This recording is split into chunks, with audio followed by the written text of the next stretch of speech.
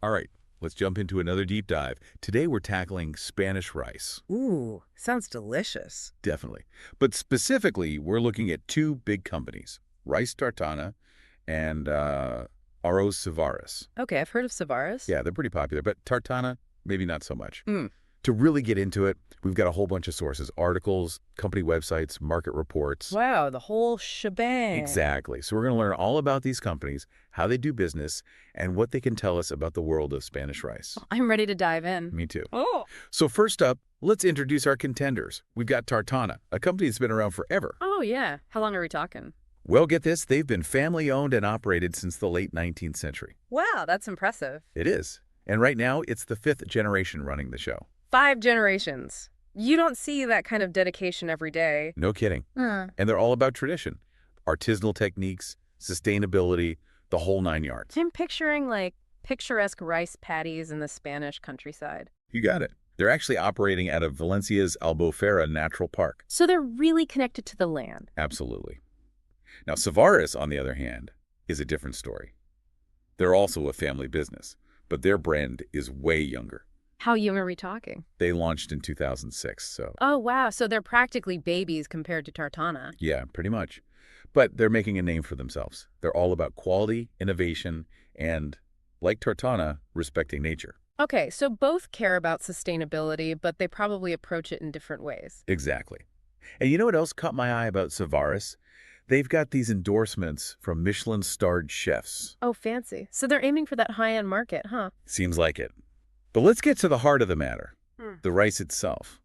Tartana offers a variety of types, Bomba, Albufera, Integral. Those are some classic Spanish rice varieties. Right. And then they have these two mysterious product lines, Finca Estel and Derivates. The sources don't really explain what those are. Ooh, a little bit of mystery. I know. Makes you wonder what they're hiding. But Savaris, they're very open about their products. They have everything categorized: Mediterranean, Italian, Oriental, Integral, Special, Selection.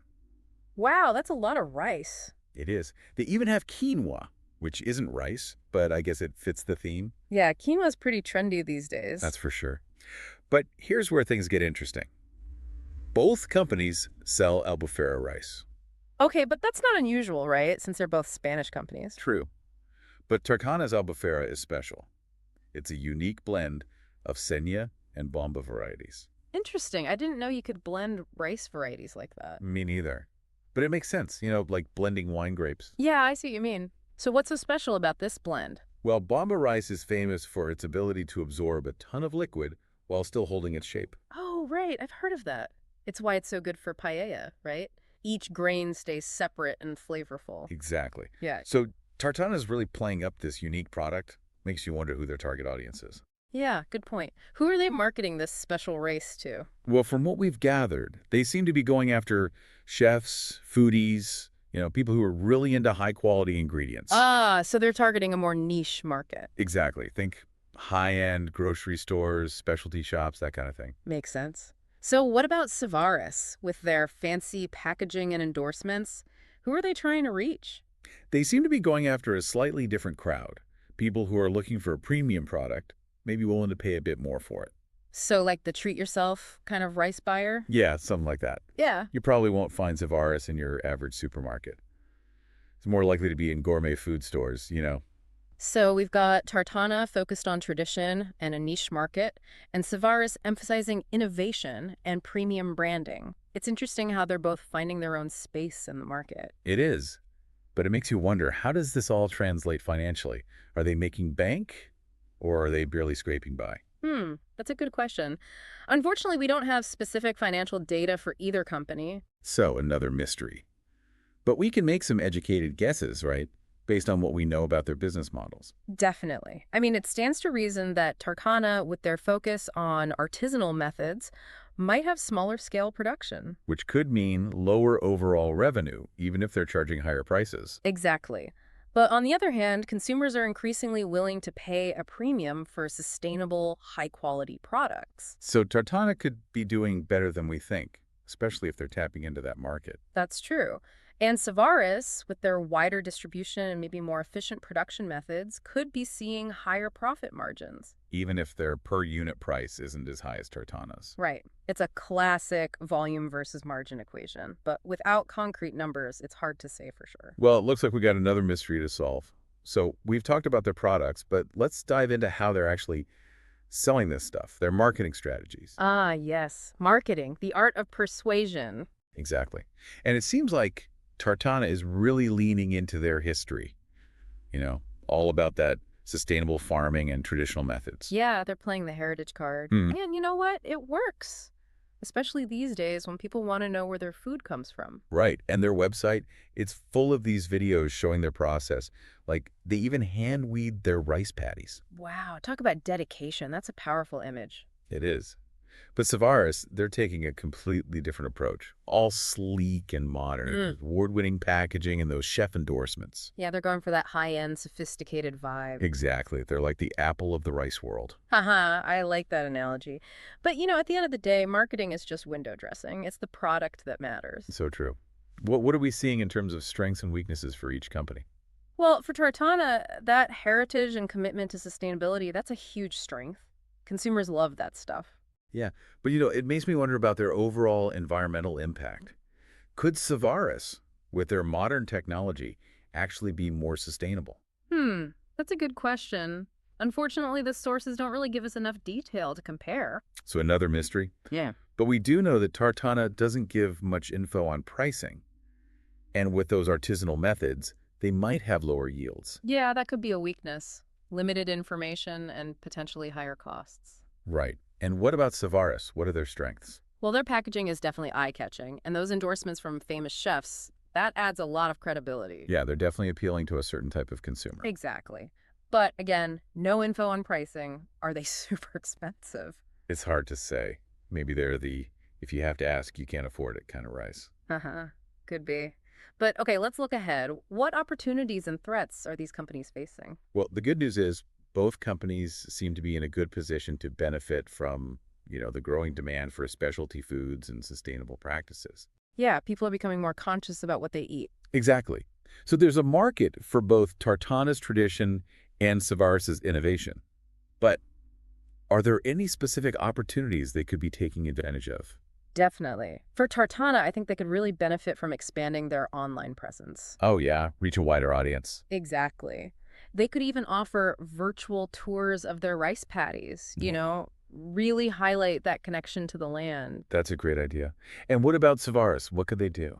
Well, they're already experimenting with breeding basmati rice for Europe. That could be a game changer. Basmati rice in Europe, that would be huge. Right. But it's also risky. There's no guarantee that it'll be successful. So a lot riding on that. But beyond those specific opportunities, are there any threats they should be aware of? Well, competition is always a factor. New companies popping up all the time. Yeah, I got to stay ahead of the game. Exactly. And then there are the external factors like fluctuating market prices. Oh, right. Rice is a commodity. Well, So the price can go up and down. exactly. And weather patterns, droughts, floods, that can affect rice production. It's a reminder that these companies, no matter how successful, they're still at the mercy of things beyond their control. Very true. And speaking of the bigger picture, where do Tartana and Savaris fit into the whole world of Spanish rice? Yeah, good point. We've been so focused on these two companies, but what about the rest of the industry? It's a big world out there. Like, what's the deal with Spanish rice production overall? Well, Spain is actually the second largest rice producer in Europe. Whoa, really? I never would have guessed that. Yeah, it's true. But they do face some challenges, like declining domestic production. Makes sense. I mean, lots of competition from imports, right? Exactly. So even though Spain is a major player, they're not immune to the pressures of the global market. So it's like those same forces that affect Tartana and Savaris are happening on a much larger scale. Yeah, it shows how everything's connected. And speaking of interconnectedness, let's talk about Bomba rice for a sec. Oh yeah, Bomba Rice. It's like the comeback kid of the rice world. Right. It was super popular, then kind of disappeared, and now it's back in a big way. It's a real success story. But why the comeback? I think it's all about, this growing demand for those high-quality specialty foods. People are rediscovering how amazing Bomba is for cooking. So Tartana's focus on Bomba, It's not just tradition, it's tapping into a real trend. Exactly. But let's not forget, those challenges we mentioned that Spanish rice producers are up against. Oh, right. Like what?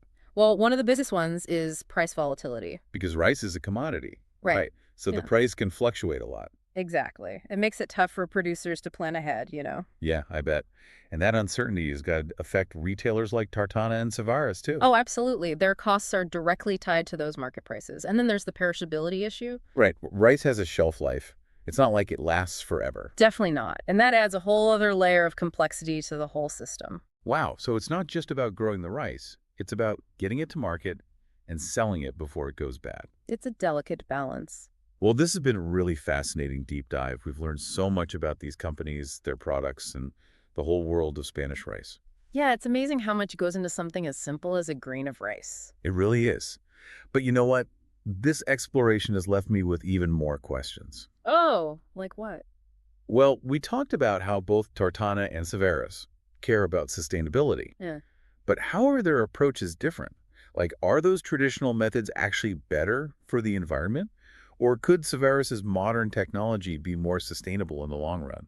Those are really great questions. And it makes you think about the choices we make as consumers. Do we go for the traditional product or the one that might be more technologically advanced, even if it doesn't have that same heritage? It's a lot to consider, but that's what makes these deep dives so fascinating. We get to explore these topics, learn new things, and come away with even more questions. Yeah, it's all about sparking curiosity and encouraging people to keep learning.